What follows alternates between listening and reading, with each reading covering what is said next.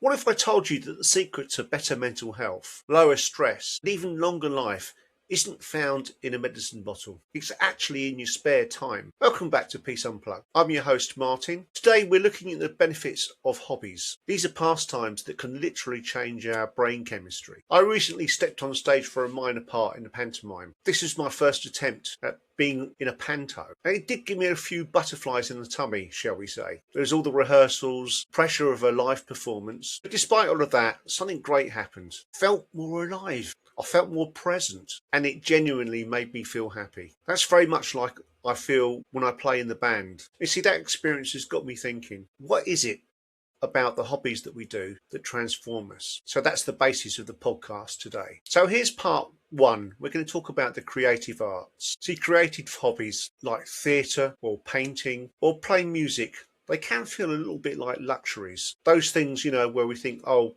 we'll get down to doing that when we got a bit of time. For me, stepping into doing a bit of on-stage work with pantomime, joining the Birchington Guild of Players, is something I wanted to do, but I was also simultaneously terrified of it. Learning all those lines, trying desperately to remember them, even though I only had a few lines. There was meeting new people, coordinating with the cast, performing in front of strangers. It was all a bit overwhelming and definitely outside my comfort zone. It can be so easy to avoid those creative pursuits, particularly when we have personal doubt, like, oh, perhaps I don't have the talent to do this. But here's what happens when we avoid creative expression. Our brain misses out on the crucial benefits. Here's what I've researched. A 2017 study published in the Journal of Positive Psychology found that people who engage in creative activities report significantly higher levels of positive psychological functioning. Without creative outlets, we experience what researchers call creative starvation. That's where our problem-solving abilities decline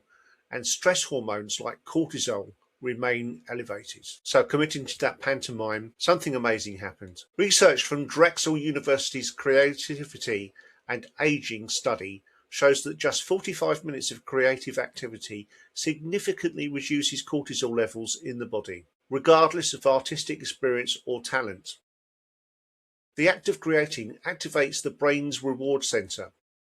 So that's releasing dopamine and creating what neuroscientists call the flow state. So the pantomime wasn't just fun, it was literally rewiring my stress response. And here's an important lesson. Creative hobbies don't require perfection. They actually require participation. Now let's move on to the second part. Let's look at physical hobbies. Physical hobbies often get dismissed as mere exercise. They offer something that gyms can't replace, and that is purposeful movement. Let's consider gardening, for instance. I've got a confession to make. Gardening's not one of my favourites. It just seems simple and perhaps even a bit mundane. Just digging in the dirt, planting seeds, pulling up weeds. My response tends to be, where's the mental health benefit in that? There are, of course, clear benefits. The problem with modern life is that we've separated physical activity from meaningful outcomes. We run on treadmills going nowhere. We lift weights with no practical purpose. The disconnect there creates something. It's what psychologists apparently call existential fitness. That is effectively movement without meaning. Studies show that people who exercise purely for fitness are 3 times more likely to pack it in within 6 months compared to those who do physical hobbies that have a created outcome. Here's where this gets interesting. A 2019 study in the Journal of Health Psychology tracked gardeners over 12 months and found that their regular gardening reduced depression symptoms by 47% and anxiety by 50%. Those results are apparently comparable to the use of medication. And why is that? It's because physical hobbies combine movement with purpose. It creates what researchers call embodied accomplishment. So when you harvest your tomatoes or complete a challenging hike, the brain releases endorphins and serotonin simply from that achievement. Take dancing, for instance, particularly social dancing. That adds another layer. A 2021 study in Frontiers in Psychology found it improves cognitive brain function and reduces dementia risk by 76%.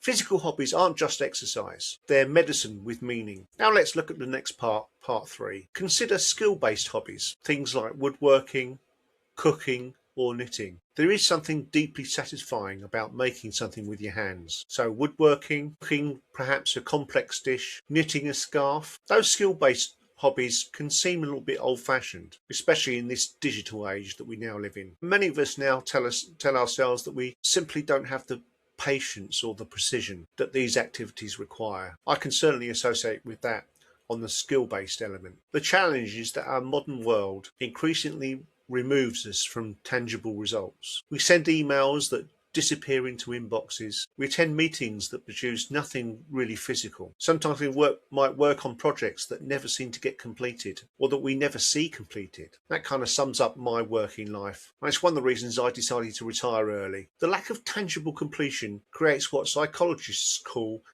intangible work syndrome. It's a growing anxiety because we don't get to see the end results. Research from the American Psychological Association show that workers in primarily digital jobs report 30% higher rates of work-related stress and feelings of meaninglessness. Now, skill-based hobbies can provide the antidote. A groundbreaking 2018 study published in the British Journal of Occupational Therapy found that knitting and crochet produced a meditative state similar to mindfulness practice, lowers the heart rate, and that's by approximately 11 beats per minute, and it also reduces blood pressure. Woodworking and cooking, what neuroscientists call makers high.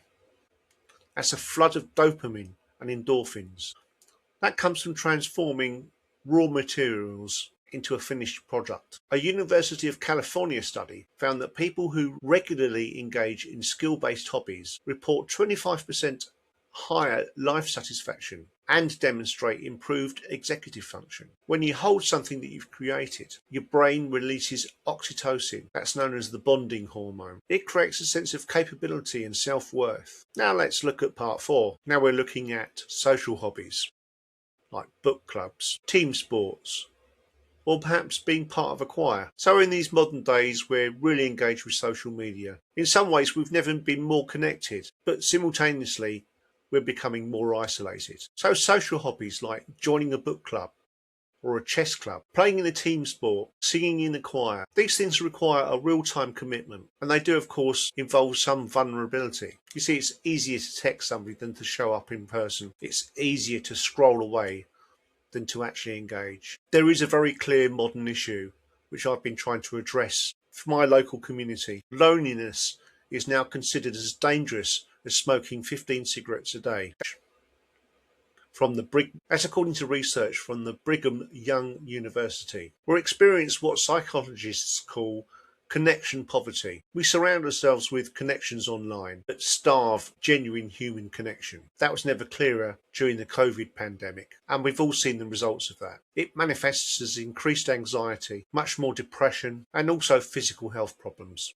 Studies show that socially isolated individuals have a 50% increased mortality risk. Now, you see, social hobbies can deal with this in a much more powerful way. Research from Yale University found that singing in a choir synchronizes heart rates amongst participants and releases oxytocin at levels comparable to romantic love. A 2020 Harvard study tracking book club members over 3 years found that they had 35% lower rates of depression and reported significantly higher feelings of purpose. Team sports create what anthropologists call collective effervescence, a shared emotional experience that bonds people beyond simple friendship. The magic isn't just in social contact, it's in the shared purpose. See, when the pantomime cast came together, we weren't just people in a room. We became a unit, building together something bigger than ourselves. And that's irreplaceable for mental health. Now let's look at part 5, the learning hobbies. That could be like learning a new language, perhaps investigating astronomy, or learning to play chess. Now this might seem a bit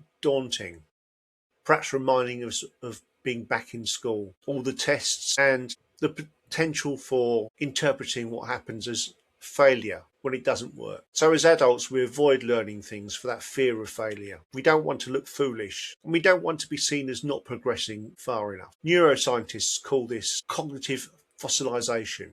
That's what's happening when we stop learning new skills. Our brains literally shrink. MRI studies showed that adults who don't regularly challenge themselves with new learning experience results in accelerated brain function decline and decreased neuroplasticity. We're literally telling our brains that we've finished growing. And surprise, surprise, our brain believes it, which indicates that cognitive decline begins as early as age 30 when we stop engaging in novel learning. But it appears there's a beautiful solution. A landmark 2017 study published in the Psychological Science found that adults who spent just 3 months learning a demanding new skill, whether that's language, music, or complex games, showed brain structure changes identical to those seen in children. Their brains literally generated new neural pathways. That's new connections in the brain. Chess players have been shown to have enhanced problem-solving abilities, and those transfer to daily life. Regular chess players score 13% higher on executive function tests. Language learners demonstrate improved memory. They become better at multitasking. This can apparently delay the onset of Alzheimer's by approximately 5 years. The University of Edinburgh found that learning hobbies create cognitive reserve. That's a buffer against age-related decline. When you struggle to conjugate a verb in Spanish or understand a chess opening, you're not just learning that skill, you're teaching your brain it's still capable of growth. Okay, so now let's summarize. We've explored the science. Now look at some practical solutions that show how hobbies can improve our health. Number 1, start micro. Don't aim for mastery. Commit 15 minutes per day, 3 times per week. Research shows that consistency beats intensity for neurological benefits. Number 2, choose challenge over comfort. Pick hobbies that are slightly over your skill level. Studies indicate the sweet spot for dopamine release occurs when activities are 4% more difficult than your current ability. Number 3, combine categories. So that means mix the hobby types for maximum benefit. For instance, you could join a hiking club, that's physical as well as social. You could take a cooking class, skills and social, or perform in community theatre, that's creative and social. These are multi-dimensional hobbies and they have more effective benefits. Number 4, schedule it like medicine. Harvard research shows that people who calendar their hobbies are 300% more likely to maintain them. Treat your hobby time as non-negotiable. Make it like a proper health appointment. Number 5, embrace the amateur mindset. Studies show that pressure to perform well actually reduces mental health benefits. The goal isn't excellence, it's engagement. See, my pantomime performance wasn't perfect, but it was perfectly beneficial. That is beneficial for my well-being. It's about getting the balance right. Aim for a high standard, but avoid too much pressure. Otherwise, the burden can have negative effects. I know from the hobbies I've done throughout my life, be that in brass bands, playing music, engaging in sports, when there's a group involved, it can sometimes result in arguments and disagreements. And that's not what's intended. Frankly, we're looking to do these hobbies because we want to find some enjoyment in our life. Here's a little saying I have, and this is in terms of workplace and recreation. So, doctor, it hurts when I do this. Well, don't do it then. You see, our hobbies are not frivolous. They're not something to fit in if we have time. The research is clear. Regular engagement in hobbies is one of the most powerful, accessible, and side effect-free interventions for mental health available to us. Whether you're stepping on stage for a pantomime, planting out your first garden, learning 3 chords on a guitar, you're engaging in evidence-based mental health care. So here's the challenge. What's that one hobby you've been putting off? What's been waiting in the wings of your life? Is it ready for its debut? Make a start this week. Believe me, your brain will thank you. This has been Peace Unplugged. Until next time, guys and girls, stay curious, stay engaged, and keep well. Bye for now.